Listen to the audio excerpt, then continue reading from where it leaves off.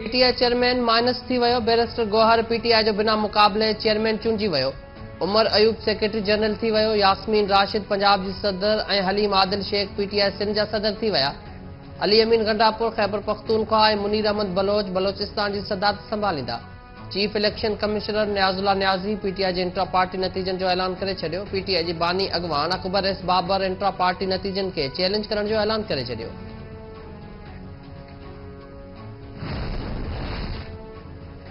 People's party ऐं नून league PTI जे intra party election के रद्द करे छॾियो। इलेक्शन कमीशन खां नोटिस वठण जो मुतालबो। नून लीग जी तर्जुमान मरियम औरंगज़ेब पीटीआई जे इंट्रा पार्टी इलेक्शन के सिलेक्शन करार ॾींदे चयो त आरटीए सबबि इक़्तिदार माणींदड़ पीटीआई जी चूंड अहिड़ी थींदी आहे। पीपुल्स पार्टी जी फैसल करीम कुंडी चयो त धांधलीअ जी बुनियाद ते ईंदड़ पार्टीअ जो को बि मुस्तक़बिल नाहे हूंदो। पीटीआई जी इंट्रा पार्टी चूंड जो इलेक्शन कमीशन नोटिस वठे।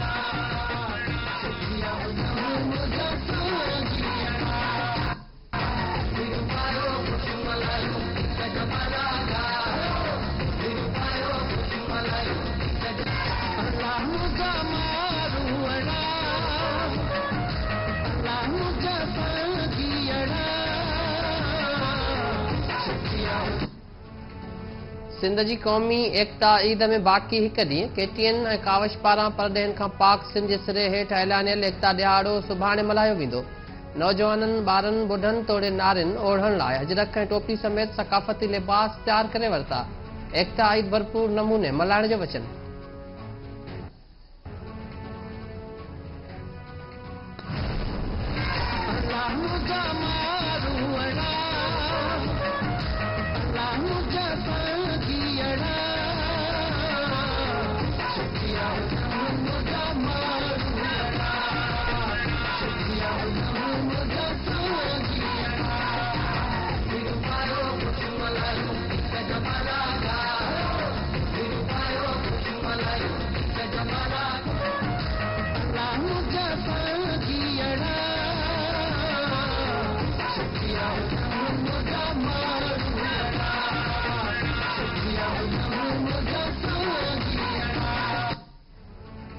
एकता ईद वेझो ईंदे ई समूरी सिंध तस्बीह जी हिक सॻीअ में पहुचण लॻी। वाहण तोड़े वस्तनि में एकता ईद जूं तयारियूं उरूज ते पहुतल।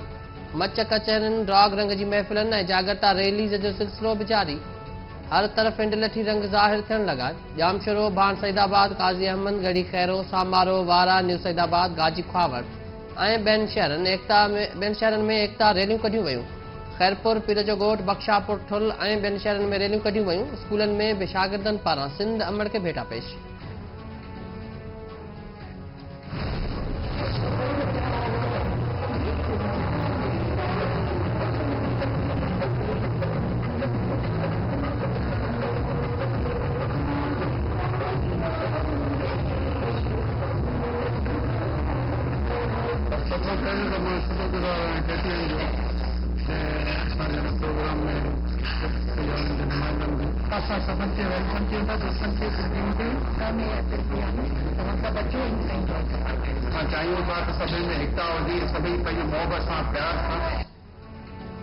सिंध सां गॾु परॾे में बि एकता जा रंग निरवार। केटीएन ऐं कावश जे सॾ ते सकाफ़ती ॾियारे जे हवाले सां दुनिया जे मुख़्तलिफ़ मुल्कनि में रहंदड़ सिंधियुनि जूं तक़रीबूं।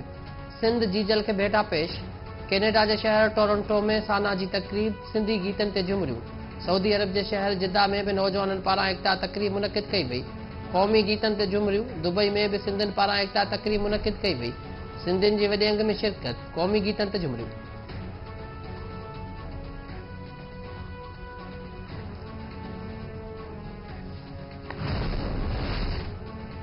पाक फौज मुल्की सलामती ऐं सरहदनि जी हिफ़ाज़त लाइ हर वक़्तु तयारु आहे। हर हाल में रवायती जोश ऐं जज़्बे सां क़ौम जी ख़िदमत कंदा रहंदासीं। Army chief general Asim Munir चयो आहे त फ़ौज जो समूरो ध्यानु सरहदनि जी हिफ़ाज़त ते आहे। चैलेंजिस खां बाख़बर आहियूं, क़ौम जी हिमायत सां दुश्मन जे नापाक इरादनि खे नाकाम बणाइण लाइ हर वक़्तु तयारु आहियूं। ISPR मूजिबि army chief general Asim Munir Punjab जे इलाइक़े खैरपुर टामेवाली में जारी फ़ौजी मशक़नि जो दौरो करे जाइज़ो वरितो। कोर कमांडर आर्मी चीफ खे फील्ड मशक़नि बाबति ब्रीफिंग ॾिनी। जनरल आसिम मुनीर मशक़नि में शरीक जवाननि सां ॻाल्हि ॿोल पिणु कई।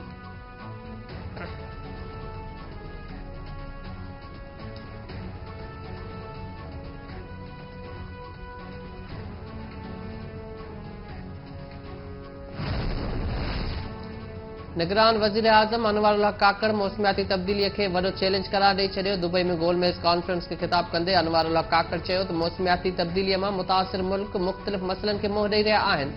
ज़राअत ऐं इंसानी सिहत मुतासिर थी रही आहे। नौजवान नस्ल खे मौसमियाती तब्दीलीअ खां बचाइणो पवंदो।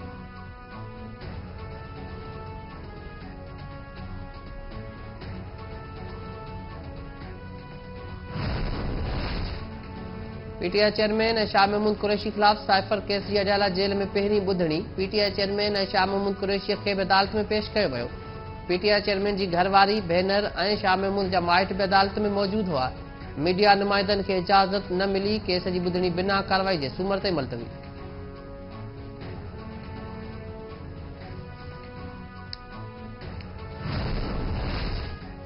सुप्रीम कोर्ट जे चीफ जस्टिस काज़ी फ़ाइज़ ईसा पंहिंजी आइनी ज़िम्मेवारियुनि खां मुकमल तौर ते आगाह आहे। जस्टिस फ़ाइज़ ईसा ते न दबाव विझी सघिजे थो, न ई दौरो हुअण जो मुज़ाहिरो कंदो। चीफ जस्टिस काज़ी फ़ाइज़ ईसा जे सेक्रेटरी डॉक्टर मुश्ताक अहमद जो बयान में चयो वियो आहे त ख़त जे मतन खे पहिरीं मीडिया ते जारी करणु हैरान कंदड़ आहे। ख़त ज़ाहिरी तौरु हिकु सियासी जमात जो लिखियलु आहे। ख़त खे तयारु कंदड़ वकील जे राब्ते जा तफ़सील ऐं दस्तावेज़ ज़ाहिर नाहिनि कया विया।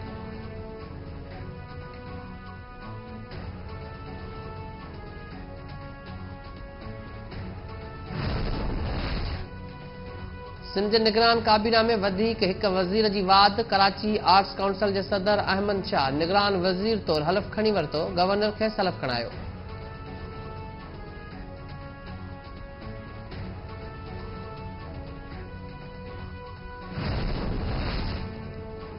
सिंध हुकूमत निबेसर टू वींझार वाटर सप्लाई प्रोजेक्ट लाइ कोते जी कंपनी सां मुआदो करे छॾियो। सिंध हुकूमत पब्लिक प्राइवेट पार्टनरशिप तहत 51.6 अरब रुपयनि जे मुआदे ते सयूं बि करे छॾियूं। प्रोजेक्ट ज़रिए नबीसर खां थरकोल ब्लॉक 1 खे पाणी फराहम कयो वेंदो। कानून वारे वज़ीर उमर सूमरो चयो आहे त रिथा मुकमल थियण थरकोल मां 1650 मेगावाट बिजली पैदा करण में मदद मिलंदी। कैनाल ज़रिए 200 क्यूसेक पाणी खणी सघिबो।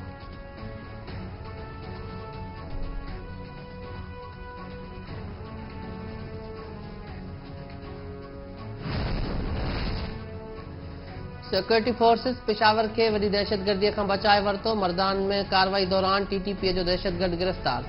ISPR मूजिबि गिरफ़्तार दहशतगर्द जी निशानदेही ते ख़ैबर ज़िले मां वॾे अंग में बारूदी मवाद, आपघाती जैकेट्स, बारूदी मवाद ऐं हथियार कया विया।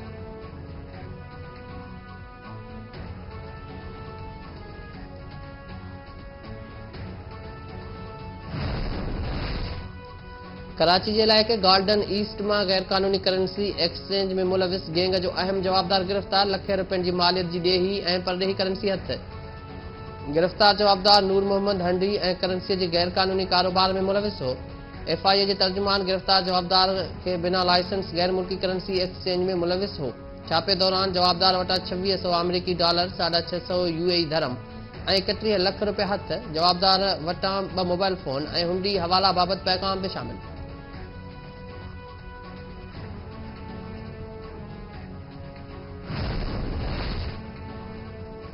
सिंध जे मुख़्तलिफ़ शहरनि में कोहीड़े सबबि मुख़्तलिफ़ हादसनि सबबि 1 ॼणो फौत, 48 ॼणा ज़ख़्मी। उमरकोट में टूर ते वेंदड़ शागिर्दनि जी बस कल्टी, शागिर्दनि समेत 25 ॼणा ज़ख़्मी, कुझ जी हालत गणती जोगी। मीरपुर बुरड़ो वेझो कोहीड़े सबबि ट्रक ऐं मुसाफ़िर वैन में टक्कर, ड्राइवर फौत, 20 मुसाफ़िर ज़ख़्मी। ठुल में हादसो, 3 ॼणा ज़ख़्मी, इस्पताल मुंतक़िल।